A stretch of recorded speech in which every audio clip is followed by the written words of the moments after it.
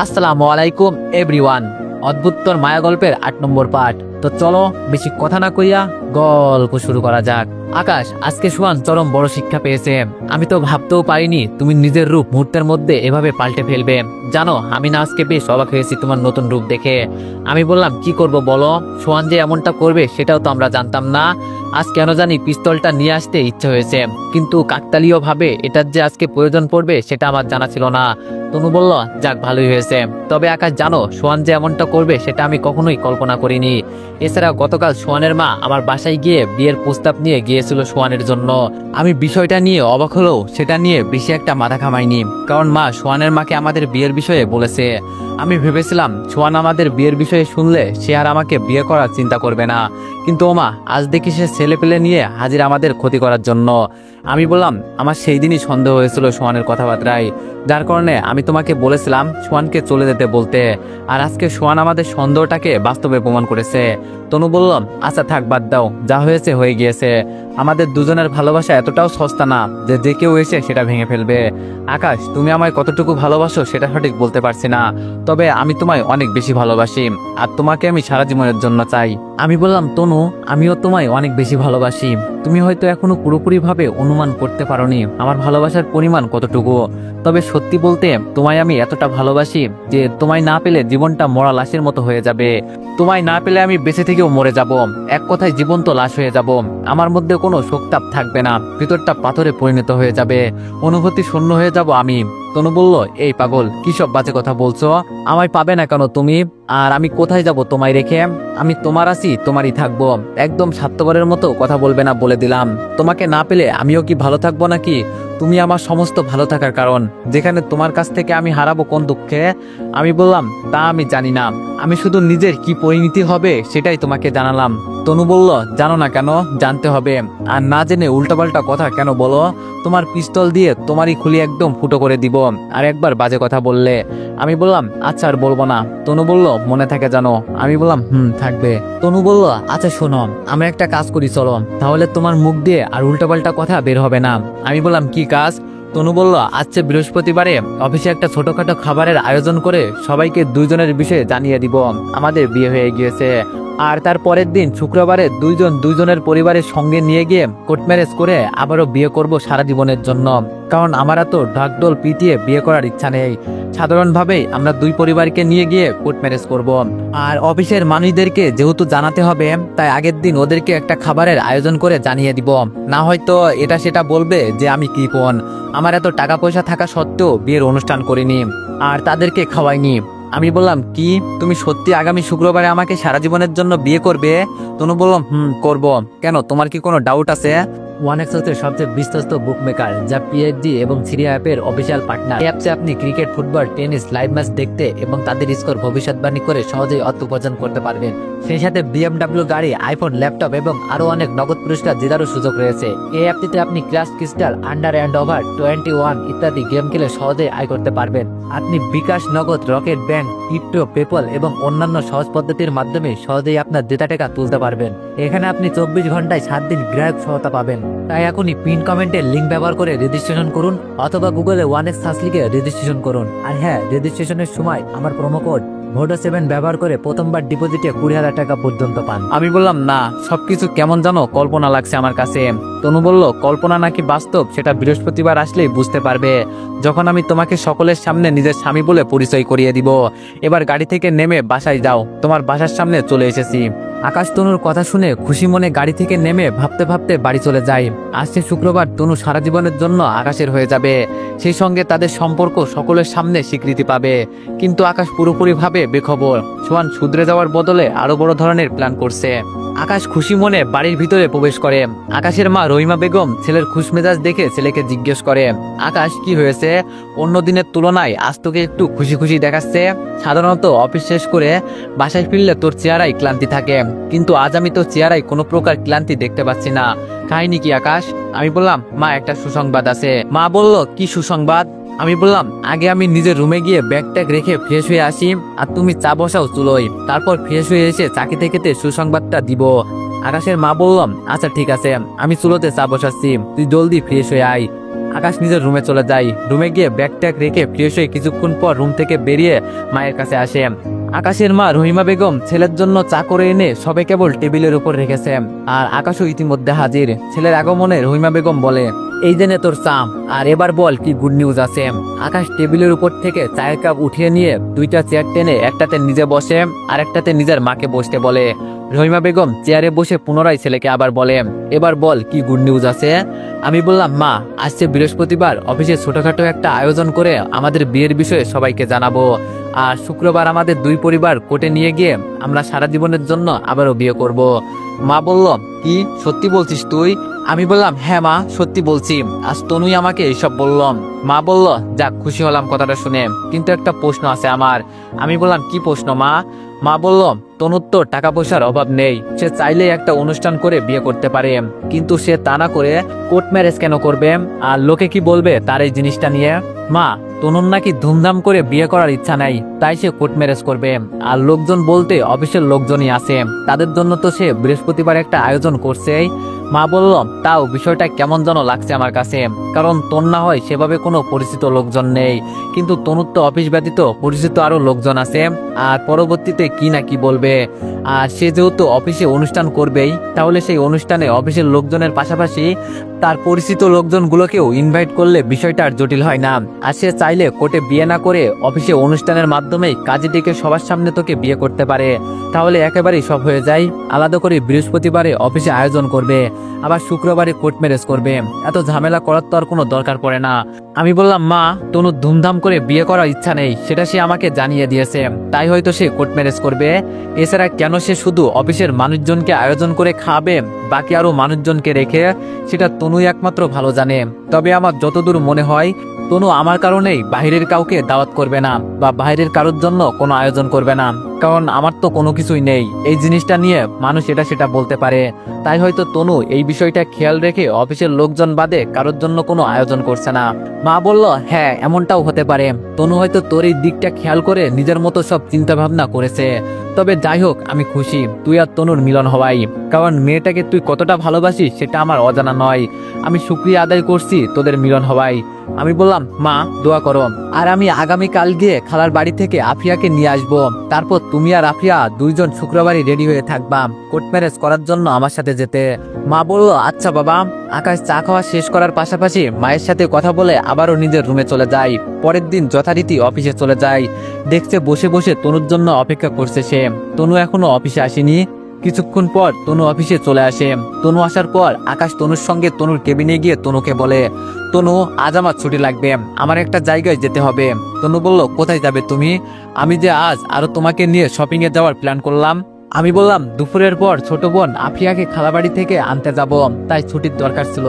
তনু বলল, আরে ছুটি নিয়ে সমস্যা নেই, সমস্যা হচ্ছে আমি ভেবেছিলাম আজ দুপুরে খাওয়া দাওয়ার পর 3টা বা 3:30 নাগাদ অফিস ছুটির কিছু সময় আগে তোমাকে নিয়ে শপিং এ যাব, কিন্তু তুমি তো আফিয়াকে আনতে গেলে আর অফিসে আসবা না, সোজা বাড়ি চলে যাবা। আচ্ছা একটা কাজ করলে হয় না, তুমি এখনই চলে যাও আফিয়াকে খালার বাড়ি থেকে নিয়ে আসার জন্য। দুপুরে না হয় অফিসে চলে এসো, তারপর রোদের উত্তপ কোমলে দুজনে 3টা 3:30 নাগাদ শপিং করতে যাব। আমি বললাম, আচ্ছা ঠিক আছে। তনুর কথা মতো দুপুরে না গিয়ে এখনই খালার বাড়ি থেকে আফিয়াকে আনতে চলে যায় আকাশ। খালার বাড়ি গিয়ে খালাকেও বিয়ের কথা জানাই। আকাশের খালা নাজিয়া বেগম আকাশের বিয়ের কথা শুনে খুশি হয়ে আকাশের হাতে 1010 টাকা দিয়ে বলে, আকাশ এই টাকাগুলো নিজের বিয়ের প্রয়োজনে খরচ করিস, আমরা শুক্রবার বিকালে তোর বাড়ি যাব। আর তোরা যেহেতু কোর্ট ম্যারেজ করবি, তাহলে আমাদের আগে গিয়ে কোনো কাজ নেই, ধীরে সুস্থে বিকাল করে সপরিবারে তোর বউকে দেখতে যাব। আমি বললাম, ঠিক আছে খালা, তবে খালা একটা আবদার ছিল। খালা বলল, কি আবদার আকাশ? আমি বললাম, খালা আমি তো তনুকে বিয়ে করতে যাচ্ছি, আর আমারও তো কিছু দায়িত্ব আছে তনুর উপর, কিন্তু আমার হাতে তোমার দেওয়া 1010 টাকা ছাড়া আর কোনো টাকাই নেই। আর আজকে তনু আমাকে নিয়ে শপিং এ যেতে চাচ্ছে, আমার মনে হয় না শপিং এ গেলে অল্প টাকাই হবে। হ্যাঁ আমি জানি তনু নিজেই খরচ করবে টাকা পয়সা, কিন্তু তারপরও আমারও তো কিছু কর্তব্য আছে তার জন্য। খালা তোমার কাছে কি 1010 টাকা হবে? আমি মাস শেষে বেতন পেলে টাকাটা তোমায় দিয়ে দিব।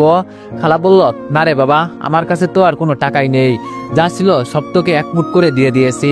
আর তুই তো জানিস তোর আঙ্কেল ঘরে বসা, কামাই রোজগার করতে পারে না, যা করি আমি নিজেই করি। তবে তুই চাইলে একটা কাজ করতে পারিস, আমার এক জোড়া স্বর্ণের দুল আছে, যেটা বর্তমানে আমার আর কোনো কাজে লাগছে না, তুই সেটা দোকানে দিলে 1010 টাকা নিতে পারবি।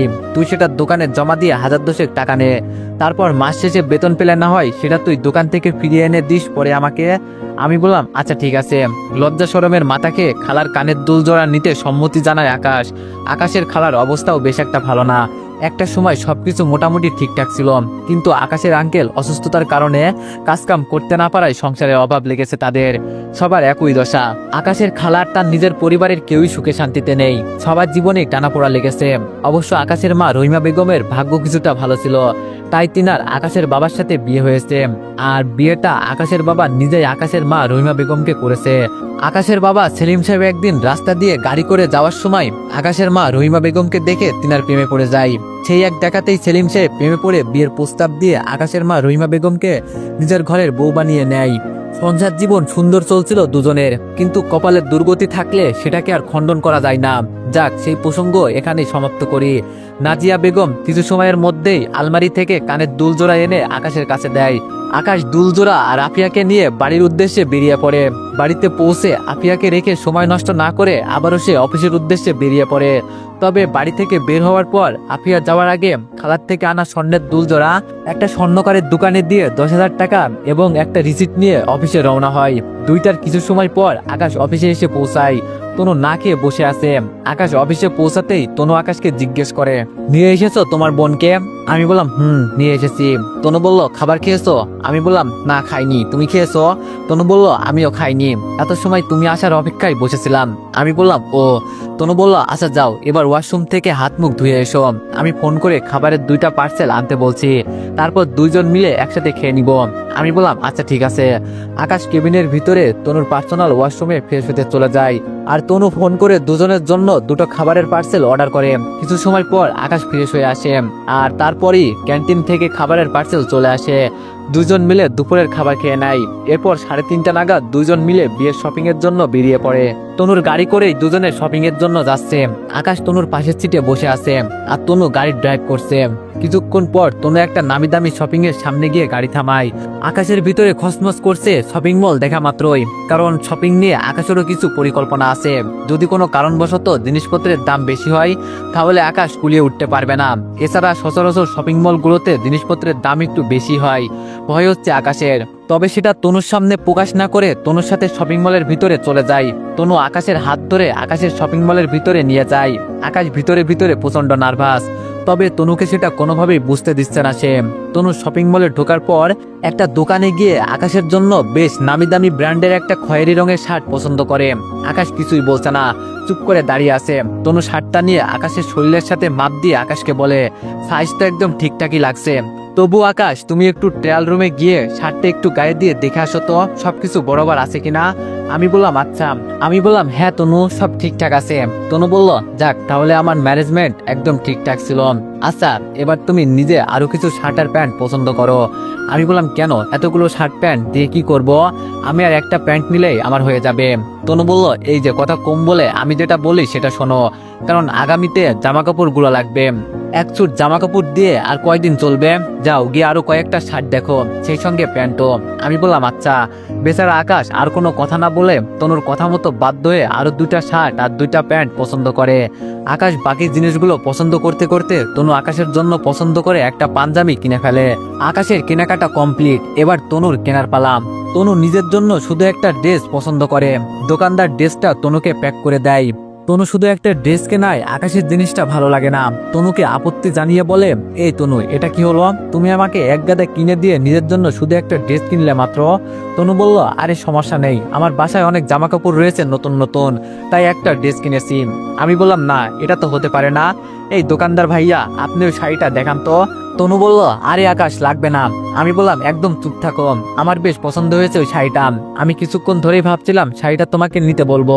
দোকানদার ভাইয়া, আপনি শাড়িটা দেখান তো। জি ভাইয়া দেখাচ্ছি। আকাশ তনুর জন্য পছন্দ করা শাড়িটা নিয়ে নেয়। তারপর সবকিছু হিসাব করে মোট টাকা আসে 22,300 টাকা। দোকানদারের কথা শুনে আকাশের চোখ মুখ কালো হয়ে যায়, কারণ তার বাজেট ছিল 20,000 টাকা, কিন্তু সেটা ছাড়িয়ে গেছে। কোনো কিছু না ভেবেই দোকানদারকে বলে, ভাইয়া আমার এতগুলো শার্ট প্যান্টের দরকার নেই, বাসায় এমনিতেও আমার কয়েক জোড়া নতুন শার্ট আর প্যান্ট রয়েছে, আমার সেগুলো এখনো পরা হয়নি। আপনি আমার একটা শার্ট আর একটা প্যান্ট কমিয়ে রাখুন, তারপর দেখুন কত টাকা আসছে। দোকানদার বলল, আরে ভাইয়া, পছন্দ যেহেতু করে নিয়েছেন, কমিয়ে না রাখাটাই ভালো। আর আমি ডিসকাউন্ট ছাড়া আপনাকে বলেছি, তবে ডিসকাউন্ট সহ আপনার বিল হচ্ছে 19,500 টাকা। আকাশের মন খুশি হয়ে যায় দোকানদারের কথা শুনে, চোখে মুখে খুশি নিয়ে দোকানদারকে বলে, ঠিক আছে ভাইয়া, তাহলে সবগুলোই দিন। দোকানদার আকাশের কথা মতো সবগুলো জিনিস আকাশদের দিয়ে সবকিছুর একটা ক্যাশ মেমো দেয়।